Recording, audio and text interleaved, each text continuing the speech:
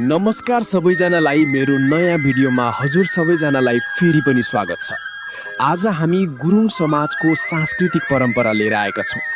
आज हामी नेपाल तनहुँ जिल्लाको बासपानी गाउँमा आएका छौँ। यहाँ हामी गुरुङ समुदाय र उनीहरूको संस्कृतिको बारेमा बुझ्नेछौँ। नेपालमा धेरै जातिमा आउने गुरुङ जातिको महत्त्वपूर्ण सांस्कृतिक कार्यक्रम घाटु, सोराथी र खोइ।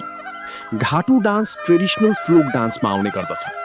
गुरुङ परम्परा अनुसार पवित्र घाटु नृत्य समाप्त भए आयोजक समुदायले खोइ भोज आयोजन गर्ने गर्दछन्।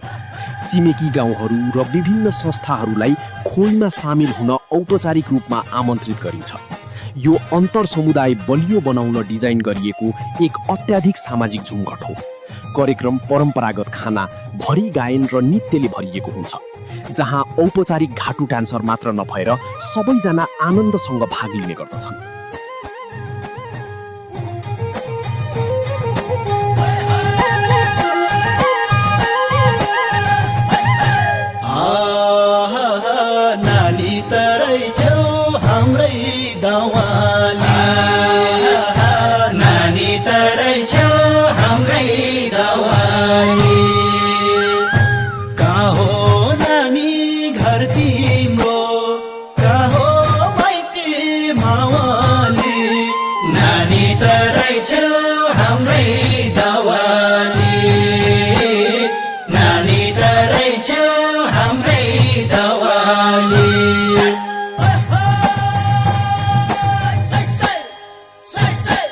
नानी तरै छौ हाम्रै दवाली, नानी तरै छौ हाम्रै दवाली।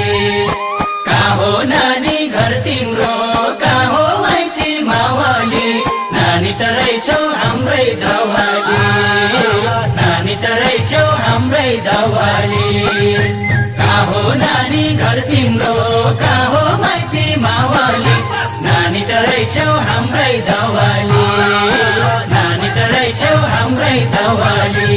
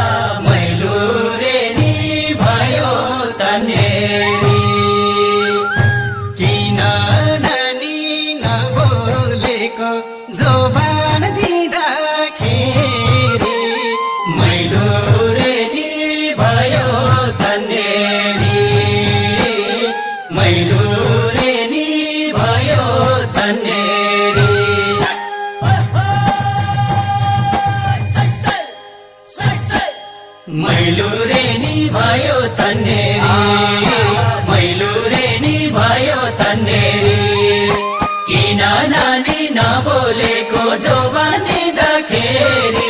मैलु रेनी भयो तन्नेरी, मैलु रेनी भयो तन्नेरी। किन नानी नबोलेको जोबान दिँदाखेरि। मैलु रेनी भयो तन्नेरी, मैलु रेनी भयो तन्नेरी।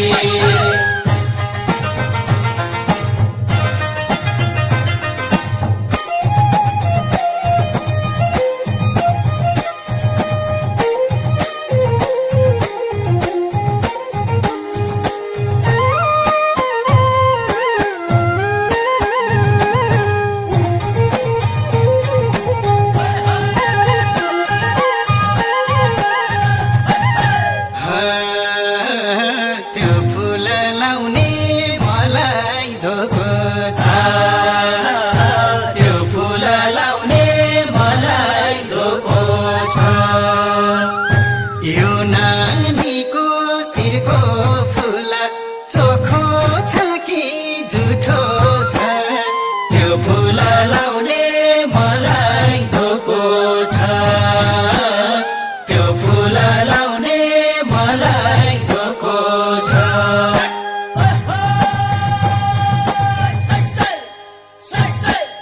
त्यो फुल लाउने मलाई धोको छ त्यो फुल लाउने मलाई धोको छ यो नानीको शिरको फुल चोखो छ कि झुठो छ त्यो फुल लाउने मलाई धोको छ त्यो फुल लाउने मलाई धोको छ यो नानीको शिरको फुल चोखो छ कि झुठो छ त्यो फुल लाउने मलाई धोको छ त्यो फुल लाउने मलाई धोको छ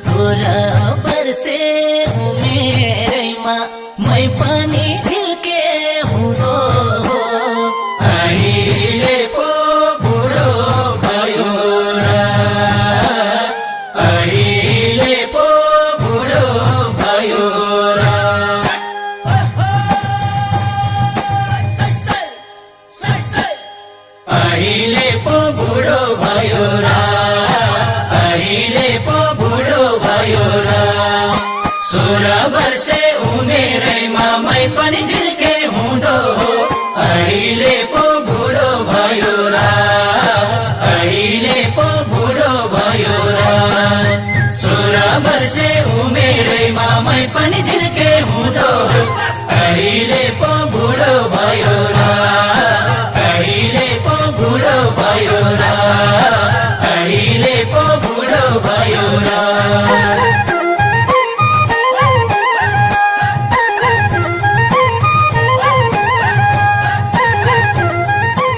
परम्परागत चलिआएको आयोजक समुदायले छिमेकी गाउँहरू र विभिन्न संस्थाहरूबाट आउनुभएका पाहुनाहरूलाई फर्कन नदिकन आजै रमाइलो गर्न भनी बाटो रोक्ने परम्परा रहेको छ।